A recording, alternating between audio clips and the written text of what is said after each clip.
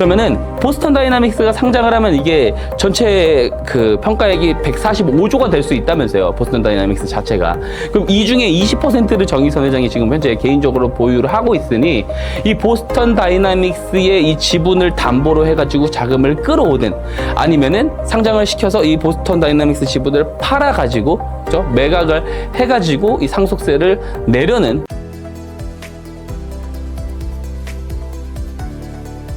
매주 화요일 저녁 8시에 진행되는 무료 특강 아래의 링크에서 신청하세요. 데일리 경제TV 시청자 여러분 반갑습니다. 박성재 차장입니다. 오늘도 좋은 인사이트 같이 한번 나눠볼 수 있도록 하겠습니다. 현대차가 최근 상승 흐름을 보이고 있는 이유는 무엇인가요?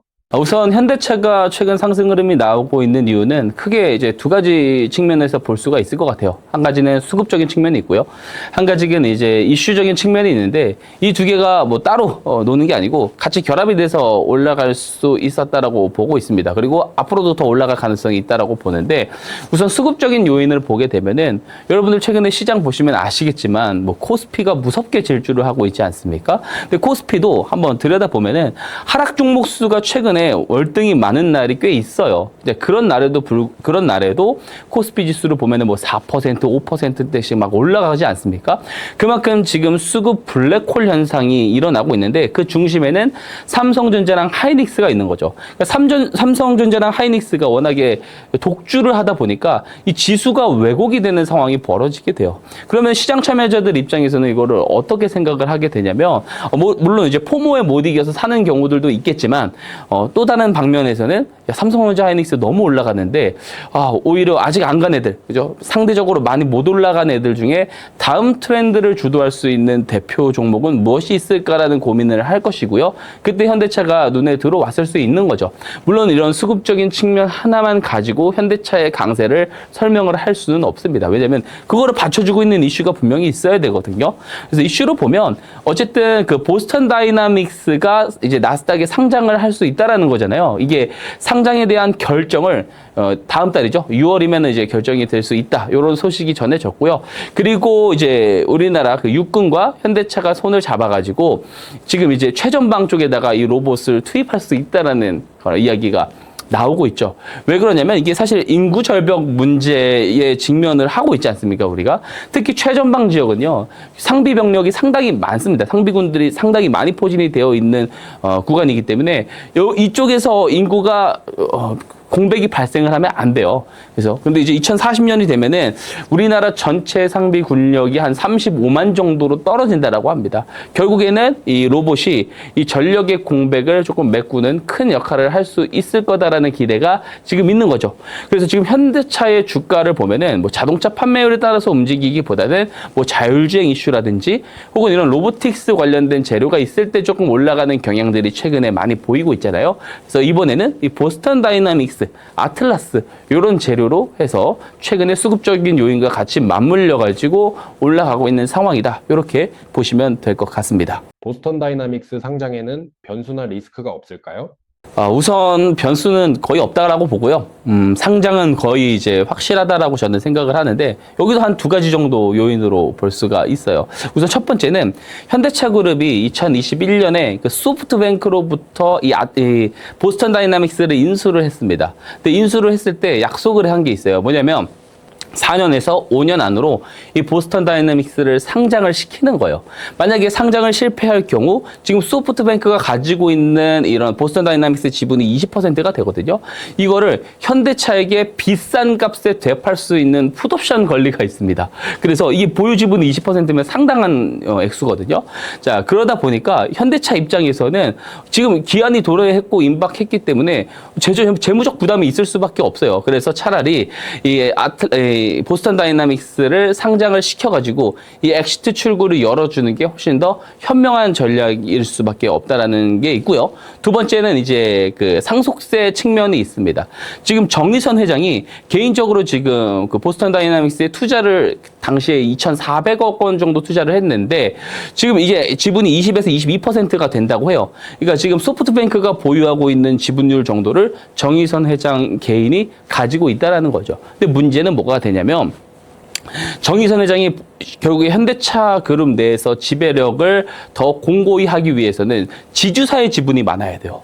근데 현대모비스의 지분이 지금 많지 않단 말이에요. 그러니까 결국에 뭐가 필요하냐면 정몽구 명예회장이 이제는 그 상속을 해야 될 텐데 정몽구 명예회장이 가지고 있는 현대모비스 그리고 현대차의 이 지분을 결국에는 정의선 회장에게 이제 그 상속을 할 때 상속세가 많이 발생을 하잖아요. 이거 뭘로 메꿀 거냐는 거죠.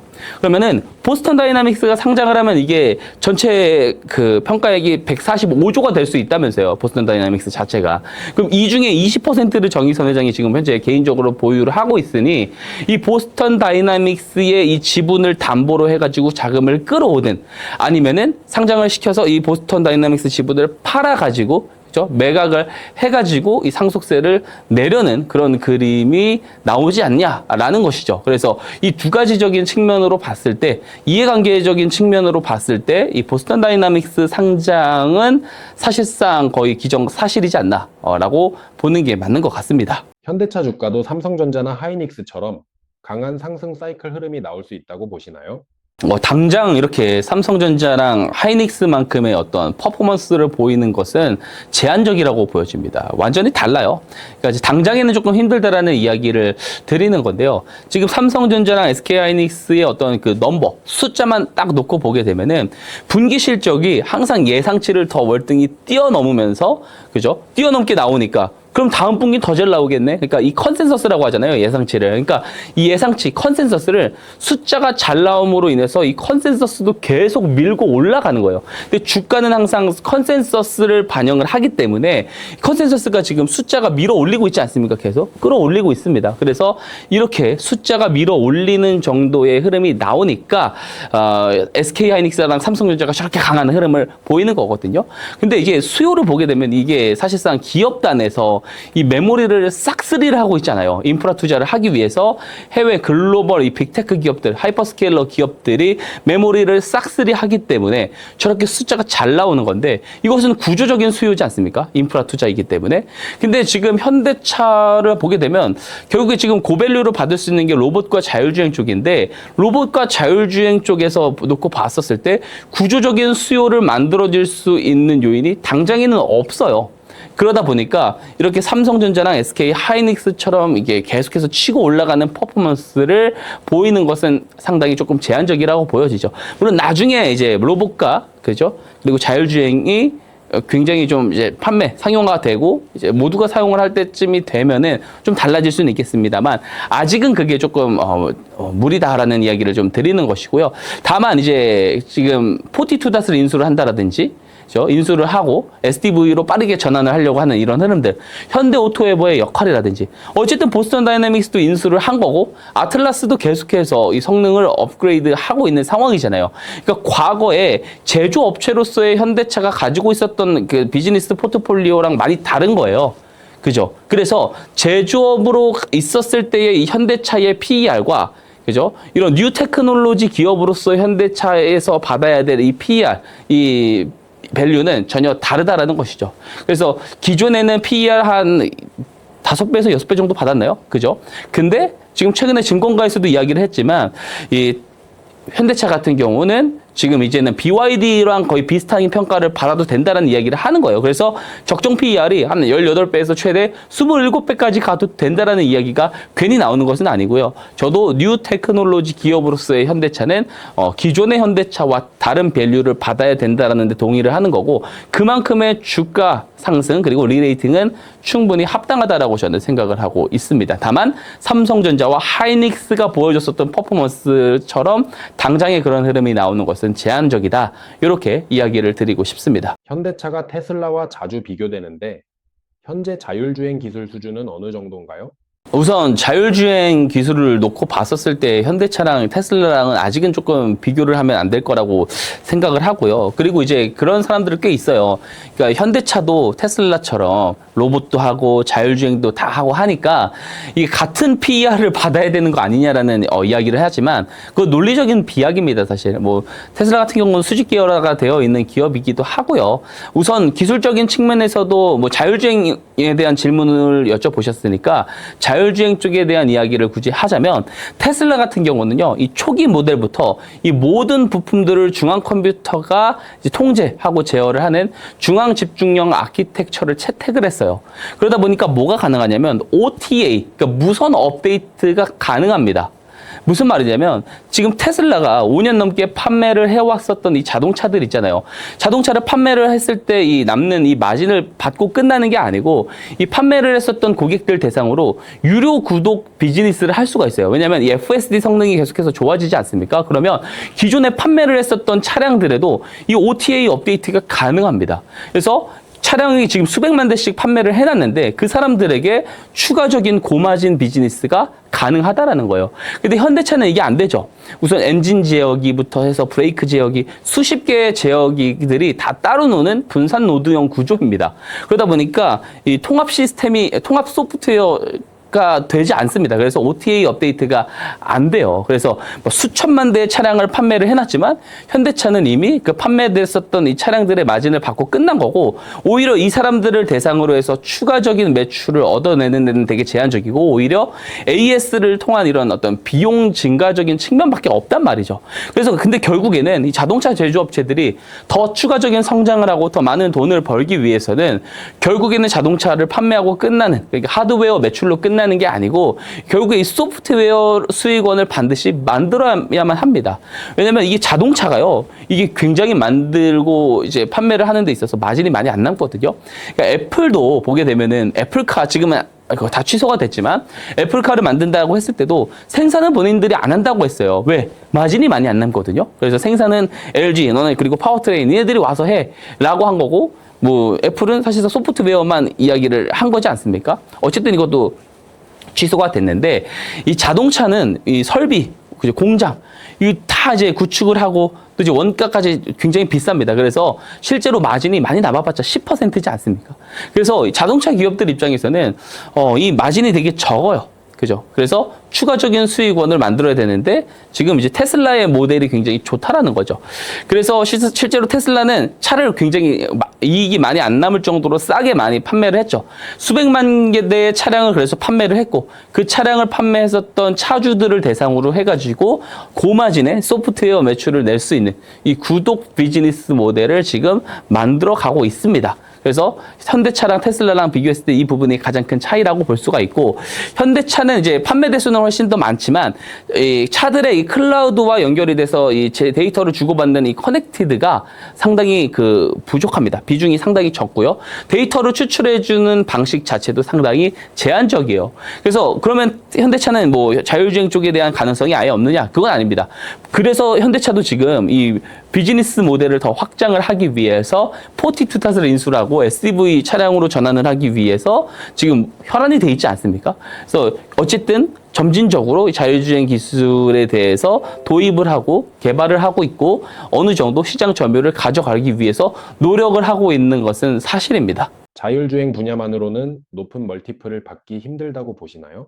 그건 아직 모르는 얘기죠. 그건 아직 모른다라고 볼 수가 있고, 멀티플을 받긴 할 겁니다. 그러니까 기존 제조업 기업으로서의 현대차의 그 멀티플 수준과는 다를 거라고 보고요. 자율주행도 분명히 역할을 할 거라고 봐요. 현대차가 그 어쨌든 42닷을 인수를 하고 SDV 전환에 지금 목숨을 걸고 있다라고 이야기를 했잖아요.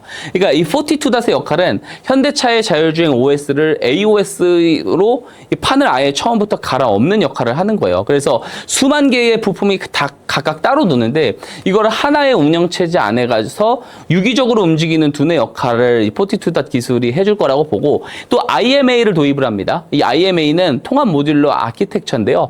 지금 이제 현대차에서 생산하는 모든 차량 있죠. 뭐 작은 소형차부터 대형차들, 모든 이런 대형차들까지 모두 다 규격과 센서를 동일하게 만드는 것들을 하고 있어요. 그래야지만 앞에서도 이야기했던 이 테슬라의 비즈니스, OTA, 무선 업데이트 비즈니스가 가능하기 때문이고 현대차도 이거를 지금 이제서 시작을 하고 있다라고 볼 수가 있겠죠.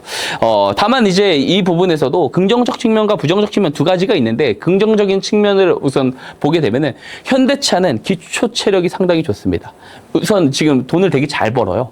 그러다 보니까 뭐 42닷을 인수를 하고 기술 개발에 조금 더 많은 비용을 투입을 하고 또 인재를 더 많은 비용을 주고 끌어오는 것에 대해서 그렇게 큰 부담이 없습니다. 체력이 상당히 좋은 기업이라고 볼 수가 있고, 다만 이제 단점은 조직적 문화에 대한 걱정이 조금 있어요. 그러니까 제조업, 기존의 제조업체잖아요. 그러다 보니까 이 제조업 조직의 문화랑요, 그리고 이 소프트웨어 인재로 구성된 이런 조직의 문화는 상당히 다릅니다. 그래서 이 두 문화가 충돌을 할 수가 있는데, 이 조직의 문화가 이게 되게 서글서글, 그죠? 무던하지 않으면은 이 좋은 비즈니스 모델이 롱런하기가 조금 힘든 부분들이 있어요. 그래서 이런 부분들도 우리가 조금 잘 봐야 되는 부분 중에 하나고, 또 한 가지는 현대차와 테슬라의 어떤 이 기술 격차가 더 벌어질 수 있다라는 부분이 있습니다. 이게 되게 매우 중요한데, 현대차가 어쨌든 지금 이제 IMA를 도입을 이제 하고서 이 OTA 비즈니스 모델로 가려고는 하지만, 테슬라는 이미 초기 모델부터 중앙 집중형 아키텍처를 선택을 해왔기 때문에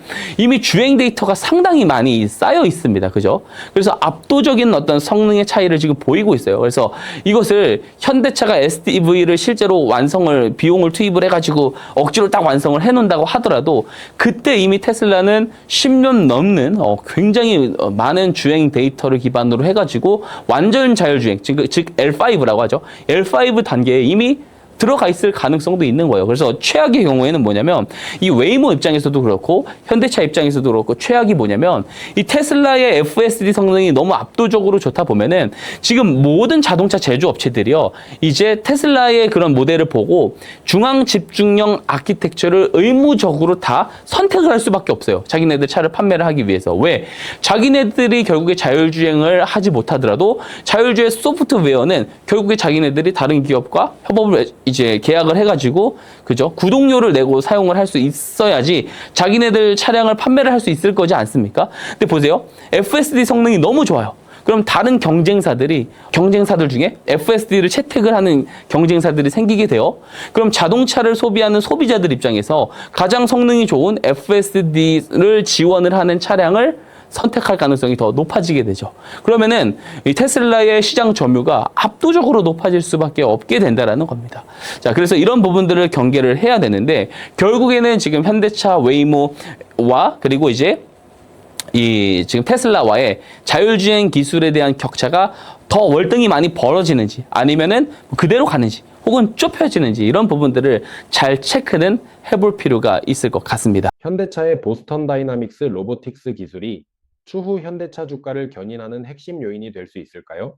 예, 저는 충분히 그 견인을 잘 할 수 있는 가장 큰 요인이라고 생각을 하고요. 보스턴 다이나믹스가 상장을 하면은 최대 145조 원까지 될 수 있다라고 하잖아요. 엄청난 규모죠.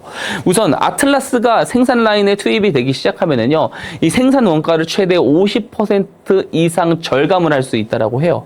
게다가 서두에서도 이야기를 했지만 최전방 같이 꼭 필요한, 그죠? 인력이 꼭 필요한 곳에다가 로봇이 투입이 될 수 있다라고 하잖아요. 이 말은 뭐냐면, 이 로봇에 대한 수요는요, 장기적으로, 되게 미래적으로 봤을 때는 굉장히 커질 수밖에 없어요. 그럼 당연히 제가 앞에서도 이야기했지만, 주가를 견인할 수밖에 없는 요인이 된다라고 보는 거죠. 그리고 단기적인 수익도요, 지금 현재 이게 현실의 가능성이 있을지 모르겠지만, 그 수조 원의 실적이 당장 내년부터 찍힐 수 있다라는 거예요. 보스턴 다이나믹스에서. 그래서 그런 이야기들이 나오고 있는 것이 사실이고요.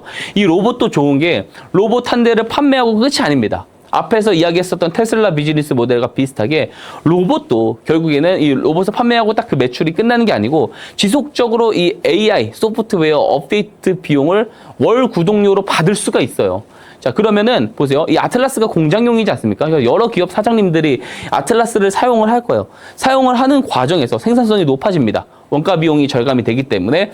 그런 상황에서 더 좋은 성능 소프트웨어 업데이트가 있어요.